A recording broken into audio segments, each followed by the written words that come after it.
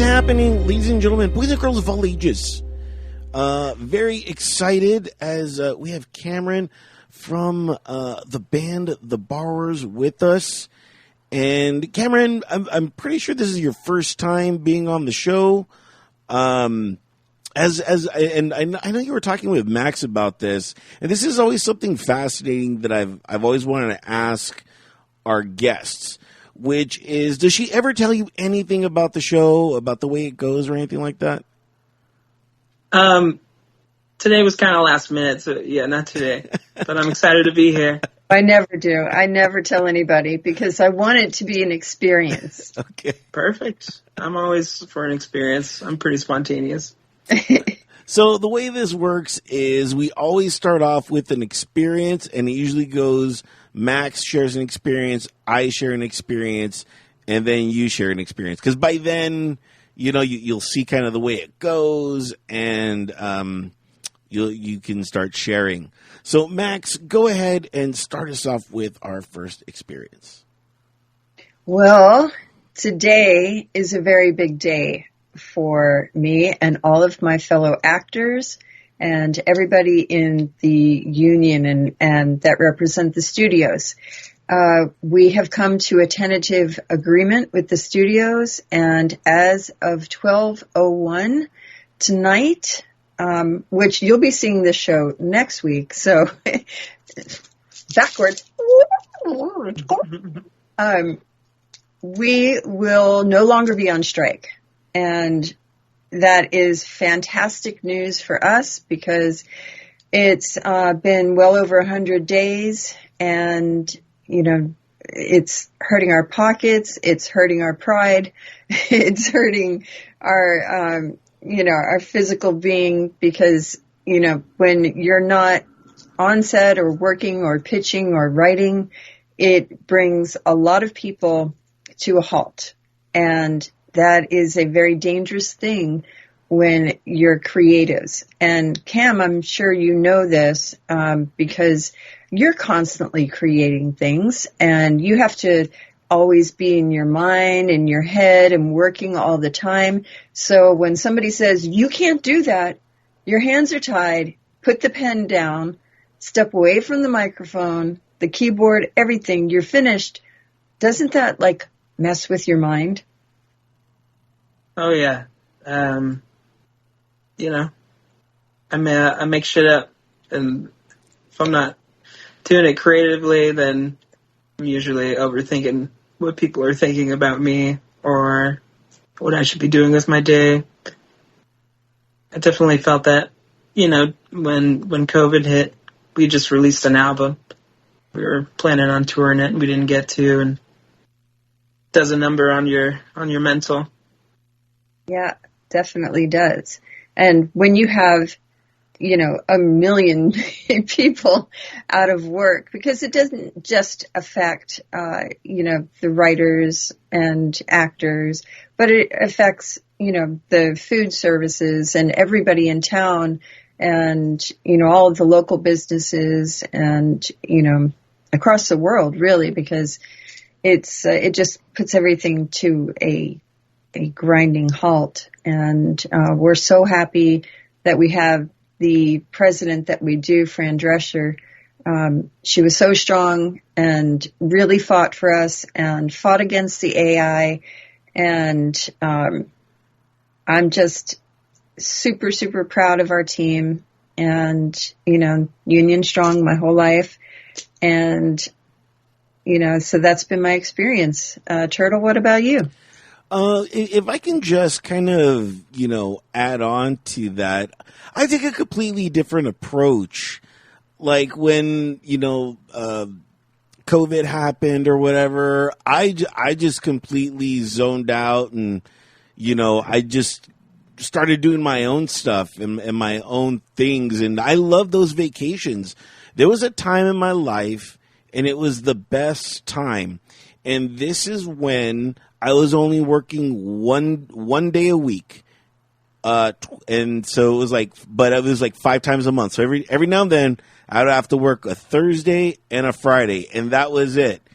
And to me, that was the most laborious time of my life. I was just Like, I have to work one day this week. No, because I truly valued my time.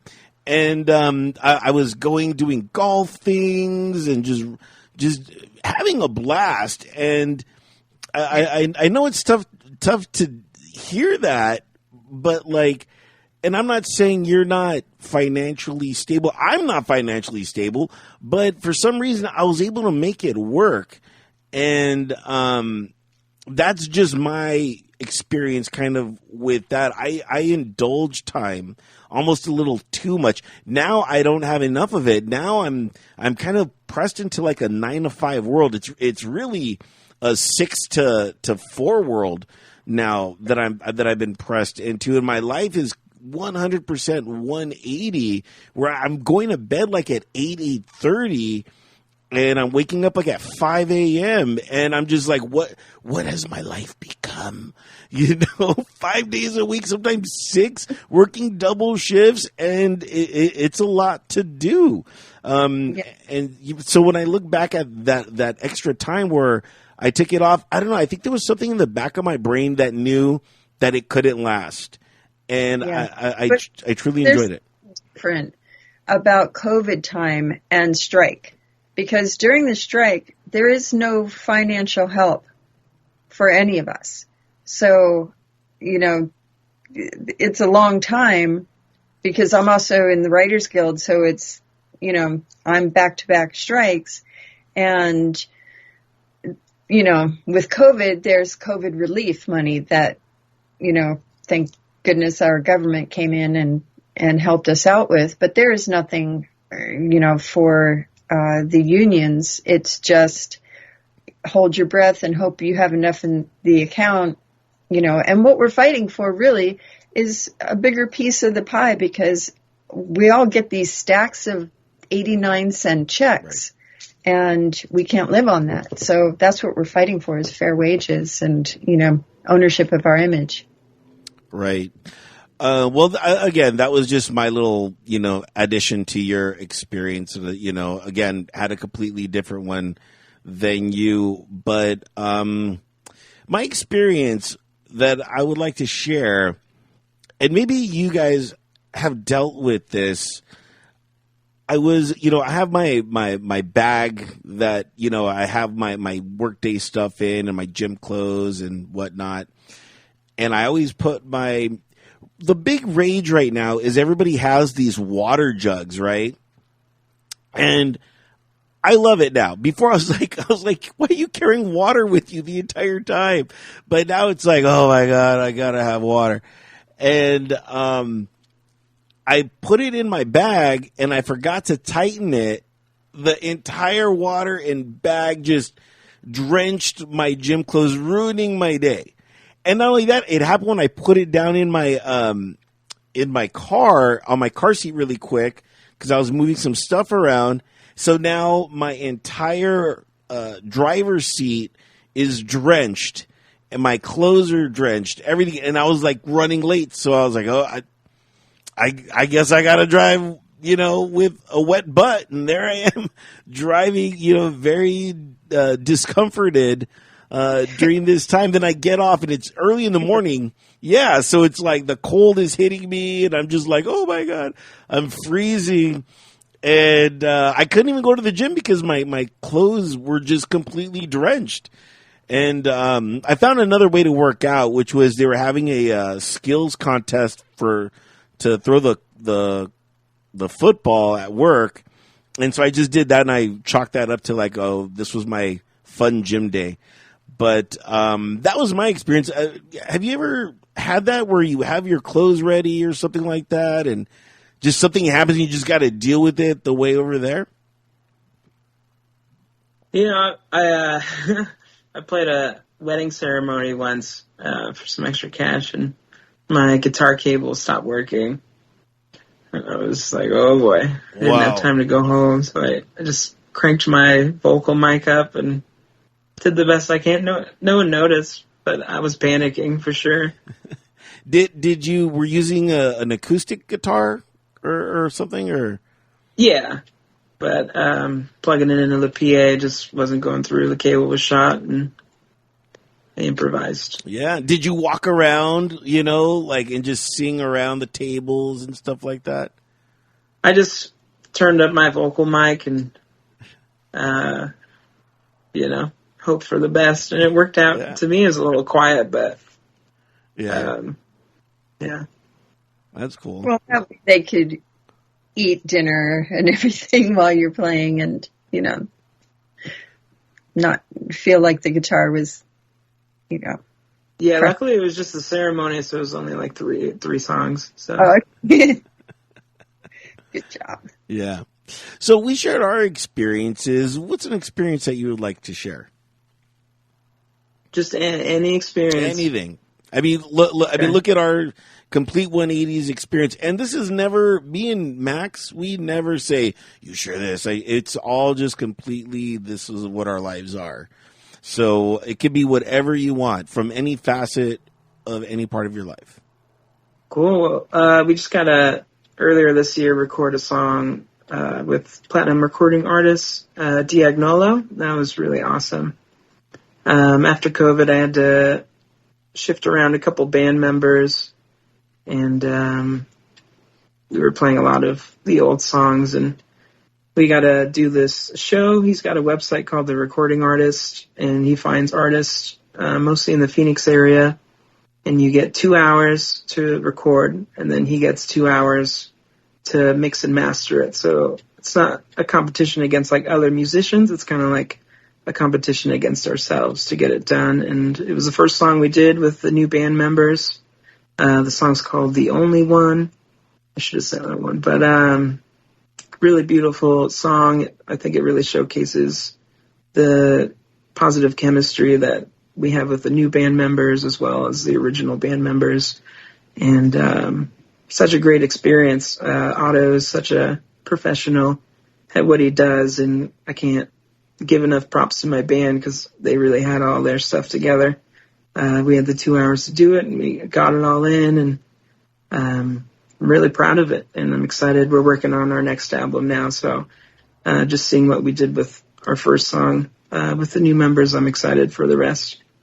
I always find it very interesting when you do bring in new members to a band because they bring in something completely different. Did you ask for that? Because I know some bands are like, just stick to the script of how the song goes, or some people are like, hey man, let's just create something new. How are you with that? What I love about bands is the collaboration and getting other people's inputs and taste, and that's always been what the Borrowers is. Borrowers is kind of plays off the name. When I first started the band, I stole all the musicians I had from other bands. We don't have a super large pool here in Havasu, and I kind of did the same thing with the new members, and it's working out well. I'm working on a solo project right now, and that's just me and my producer, and I get to dive into me and my taste. And what I love about the Borrowers is getting that mix of different styles and different genres and influences. And I feel like with a band, you get to write a song that's more than just yourself. And I think that's what's special about it. That's why when I go to like music festivals, I always want to see the bands. And then you always get to think about, getting 4 to 6 people together, all aligned to do the same thing or same shows. It's difficult, and you have to work through that to get the reward of the songs you get to write and perform together. And I think it makes it that much more special. Like, if you look at Rumors by Fleetwood Mac, like, they wrote that album while they were going through hell, but it what came out of it, and the fact that they chose to work and write through that, I think is what makes that album so special. And I hope that you get some of that when you listen to our songs too. I definitely do. I got to do a quick preview of your music, and one of the words that came to my brain was kind of dreamy in a sense. And in the fact of like, I could sleep to this and maybe have like some really cool dreams to that. Is that your process of, do you have a dream and say, hey, you know what, let me put some music to this? Or I know that sounds kind of weird because I've met some people that say they don't dream. I particularly feel like I don't dream, but every now and then I will have a dream. You know, when it comes to songwriting, part of me feels like I don't really write the songs. I feel like I just kind of set myself up for, like, as an antenna, and I try to, like, receive the song. I usually find a chord progression I like, and then I'll start with vowels. That kind of helps me form the words. Because vowels are super important for a good melody. And then I'll get some vowels, and then a word or two will come. Then you get like a phrase, and then it's kind of like, oh, that's what this song's about. And I kind of let the song lead me. Anytime I try to sit down and write a specific song, it always sounds forced, and it sounds just like something I don't want to listen to. But a big thing that we go for is giving the song what it asks for, not necessarily what we want from the song, but what the song wants from us, to make it the best possible song. I do love those like dreamy synths. I'm crazy about them. And then, you know, I'll have basically the like bone structure of the song. And then I bring in, you know, Dylan, who's an amazing guitarist and knows guitar way more than I ever will. And I just he writes over the song, and same with the other members. They add like the meat and the muscle to the song, so it's something bigger than just the rhythm and vocals I'd come up with. And finding a good group of people you can trust, both in, you know, person-to-person relationship, and also the chemistry and the music. It's really important. And yeah, that's my, I guess, best explanation of how the songwriting goes. As far as dreams, I feel like I only have nightmares, and maybe, I don't know why, but something to look into. I don't sleep a lot. I have ADHD, and when I wake up, I'm awake. So I sleep for like 3 hours, and then I wake up, and then I'm like, I'm awake now. Awake. But yeah, sorry to interrupt. One of I think the really special thing about your band was seeing you live. I had the honor of seeing you, and there's not very many frontmen that have just stopped me in my tracks. And honestly, you know, because I'm a very hard person to entertain, you know. I really am. I'm very judgy, and you know, I can openly say that about myself because, you know, this is what I do for a living. Music is you know, and entertainment is my life. So when I stumbled upon you and I sat there, and I had other people with me, and they're like, oh, Max is listening. You know, what does she think? You know, and they're like looking at me, waiting for a response. And I'm just soaking it in, taking it in, watching how you're, you know, leading the audience. And I was just, I want to find the right word for this. Mesmerized. I was mesmerized. Because you took something and made it so much bigger. Because as many of you know, the Whiskey is a very small club. It's a very famous club, but it's small. And the room is very odd, and the sound is often odd. And if you have a small crowd or even a large crowd and they're not totally in and up to the stage and, right there for you, it's very difficult to pull everybody.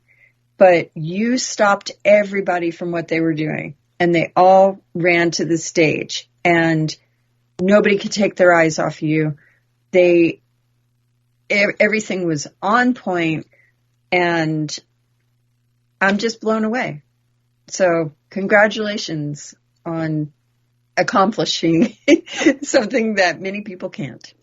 Well, thank you so much. I love performing, and it's funny because I'm pretty anxious and a little melancholy just day to day, but I feel so comfortable on stage.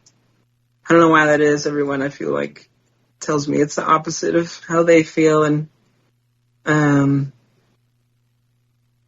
I just think it's important to, put the instruments aside when you're lead singing and to connect with the audience. And a lot of our songs can sometimes kind of be seen as maybe sad or melancholy, but they're really like celebratory songs and saying that like we all suffer and we're all going through these things. And I hope, people hear it and feel like they're not alone in going through those things, because we never are. And I guess that's partially like my mission in writing and performing music, and just trying to share that emotional connection at the show. And music is so powerful and connecting people, and I love that it's a shared experience, that everyone in that room, that we all have completely different lives, but we all gotta share that show together. And I just do my best to get those emotions in the songs across, and trying to get people to feel stuff, because I feel like we live in a world where people are so like repressive of their emotions, and I'm trying to say like, hey, these are here for a reason. Right. You're supposed to listen to them, and you're supposed to know that everyone else is going through it too. And that's kind of what pulls us together and connects us. There's a great line from Charlie Chaplin, who said, we are not machine men with machine minds. We think too much and we feel too little. I just got goosebumps. Yeah, I love that that scene. It's a beautiful line. By the way, how can people reach you guys? What's your guys' website? Do you have a website? Do people still have websites? I don't know. Yeah, all our social medias are at The Borrowers Music. You can find us there, and then in our Instagram link, we have a link tree to all of our other content. So when you decided on this name, did you ever think how difficult it was going to be to pronounce it? No, but I do struggle with it. And we have a joke we used to run where we would just call it the Burrs. We're the Burrs. I think that's a cool name too. You know what I mean? The Burrs. Yeah. And like the Bears. Yeah, I like it. But I don't know. We sat around a table. That's the name that stuck, and it just kind of made sense because I was borrowing musicians from other bands and whatnot, and we each borrow influences from other bands and try to string them together into something that sounds familiar but also new. Very cool. And are you going to keep on borrowing? Have you stopped borrowing or what? I'm just in the mentality that I love the band I have, and I want to keep them as long as they'll stay. But I try not to let anything I can't control hold me back anymore. So, and not put stress on the band either. If they have a project they want to do, or their heart's not in it anymore, that's something I've learned to just kind of roll with. And there's always more musicians to find. You can add new flavor. And I look at the Borrowers as a collaboration project more than like a boy band, where it's me writing with other musicians and collaborating with them. And like I was saying, my solo project, that's just me and my producer, and I get to dive into more of my stuff, and then he helps me put the songs together in the best way where it suits my voice. So how would you describe your own voice? Because everybody has a different idea of what they sound like in their head. Well, I would say 4 major vocal influences. I would say Brandon Flowers of the Killers. I love the Killers. I'm wearing a Killers shirt right now. Dan Leas from Augustana. Steve Perry from Journey. And then Jason Mraz. I just admire his vocals so much. Kind of just started from me learning all of their songs. I learned my cowboy chords from Augustana. I learned my jazz chords from Jason Mraz. I learned a belt from Journey. I learned to really sink into my voice with Brandon Flowers because we have such similar ranges. And then the performing definitely came from the admiration of definitely Steve Perry and Brandon Flowers. And just covering their songs started out as imitation, and after you imitate so many different artists, it kind of starts to blend into your own sound.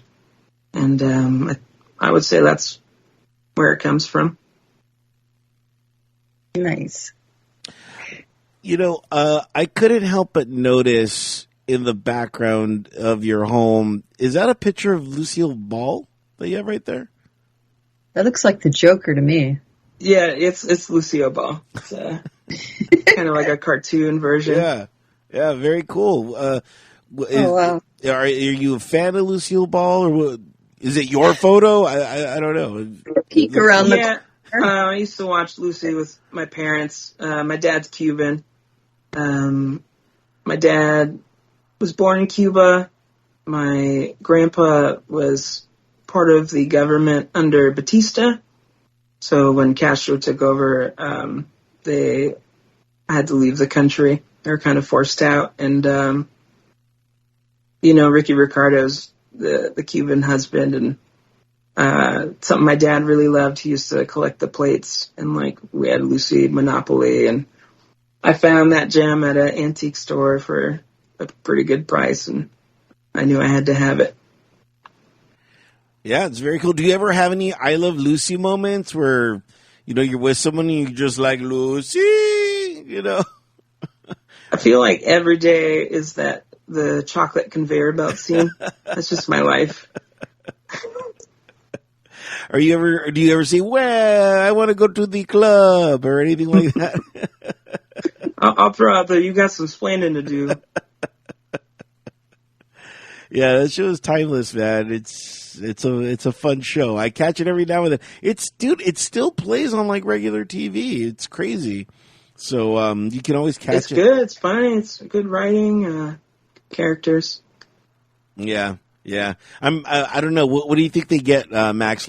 20 cents an episode now, or is that going to change? Well, you would think that, except Lucille Ball was such a boss that she and Ricky started the studio, so they had stakes in it. So her family, both of their families are collecting large for the long run. There it is. Start your own studio, ladies and gentlemen. Have you started your own studio, Cameron? Are you thinking about starting your own studio? Apparently that's where it's at. I have a really good relationship with my producer, Daryl Lamont. He really helps me bring the songs together.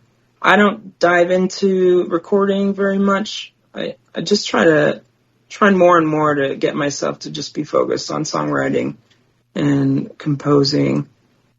And I feel like spending too much of my brain power learning other things kind of takes away from that. So trying to learn how to delegate better and figure out how to find people that I can trust to fill those other roles that, just like with the band, I don't play lead guitar. I play rhythm guitar, so I don't tell Dylan. I might, throw him like, this is how I think it should sound or something, but at the end of the day, I trust him and Daryl to find the right perfect guitar part to put in there, and I trust their instincts because their instincts are better in those areas. If there were one musician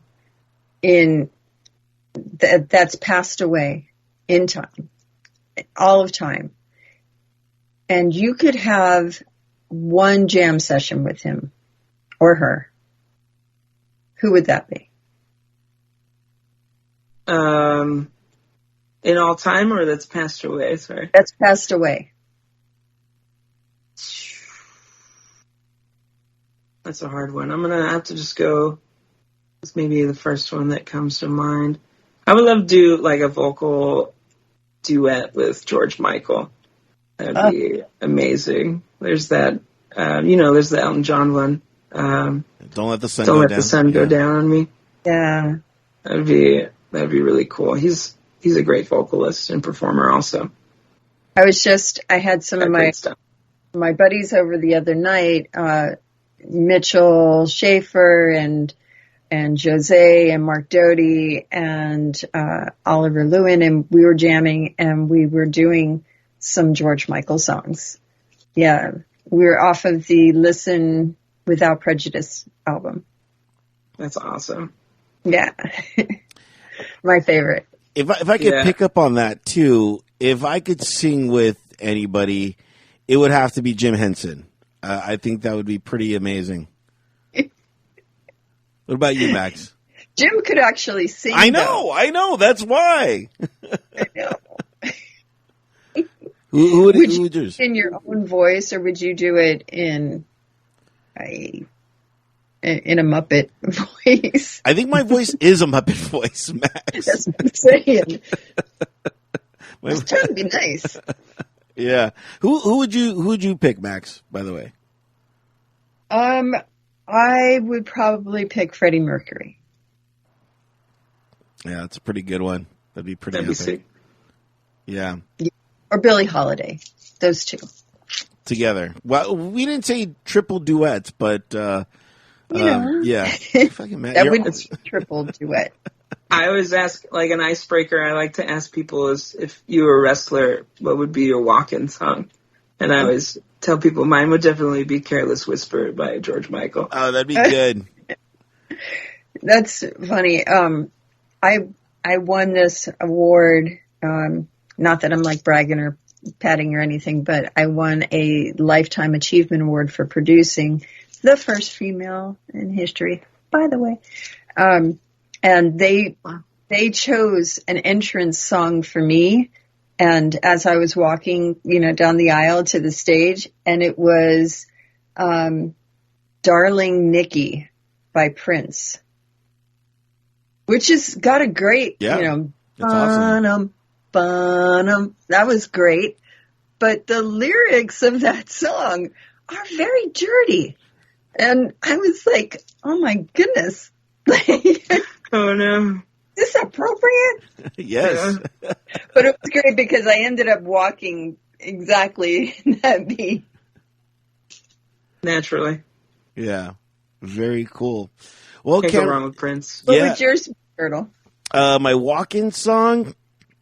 You know what?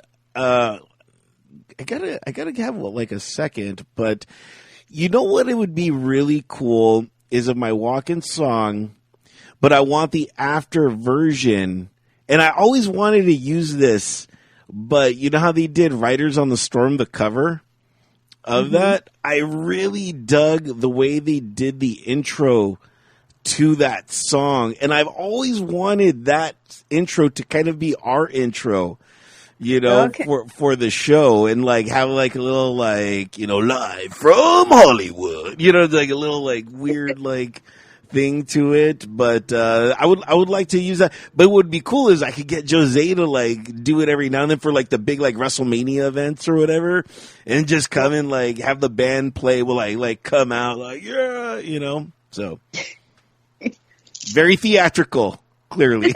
Right. Perfect. Well, yeah. What about yours, Max? It was Darling Nikki from that show, but that wasn't my choice. I think it would probably be, let me think about that for a second. Right? It's hard. You're like, wait a minute, I do need a second.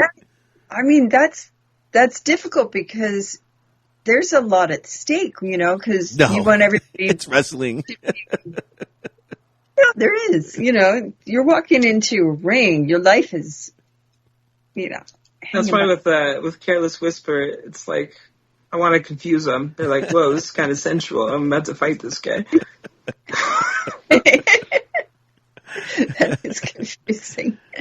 Yeah, let us know what you think a good walk-in song would be. Go ahead, log on to entertheshell.com, click that contact button, and email us and let us know. Say, while you're there, check out the show notes, because there you can check out all the show notes and you can, get the links to the borrowers right there. Or you can even go ahead and click any of those subscribe buttons and take us wherever you may be. So go ahead and log on to entertheshell.com for all that fun stuff. And guess what? We do have a donation button. Feel free to click it. Throw us $100. Why not? Yeah. And guess what? Guess what? So I've been doing a charity raise for St. Jude's over the past month, because it's been, it's Halloween, and that's my month. Apparently, it's been donated to me for some reason. So I and my friends have raised $30,000 for St. Jude so far. And the other day, I was doing an interview with a gentleman in Canada who has asked if I would do something for his charity and he would do something for mine.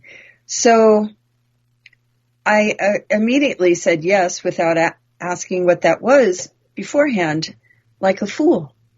And so now I must take a pie in the face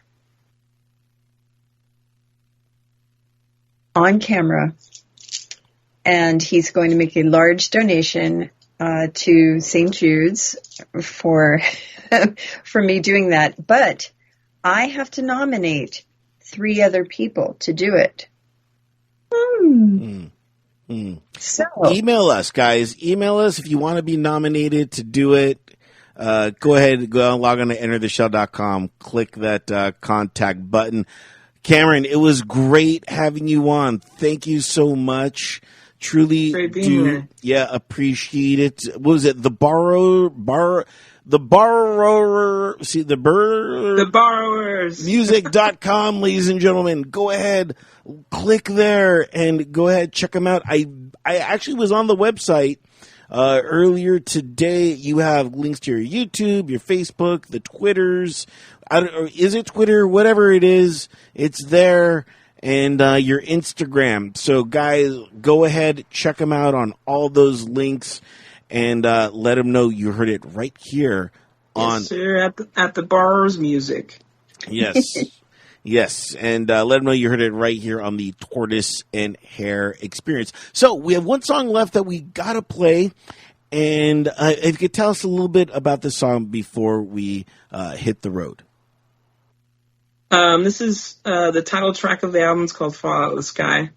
It's kind of weird. We were talking about dreams earlier. I feel like our second album is kind of like a precursor. I had like a bit of a mental breakdown. I'm doing much better now. Don't worry. This was back in 2020. But the song's called Fall Out of the Sky, and it's kind of about my anxiety from another person's perspective.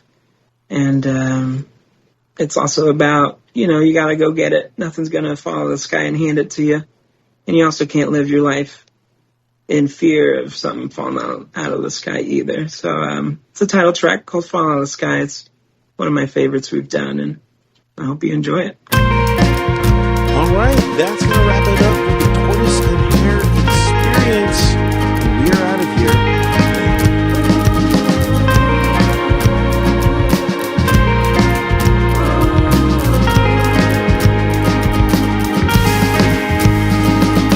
Running through your head, you're spinning in our bed. What's on your mind again?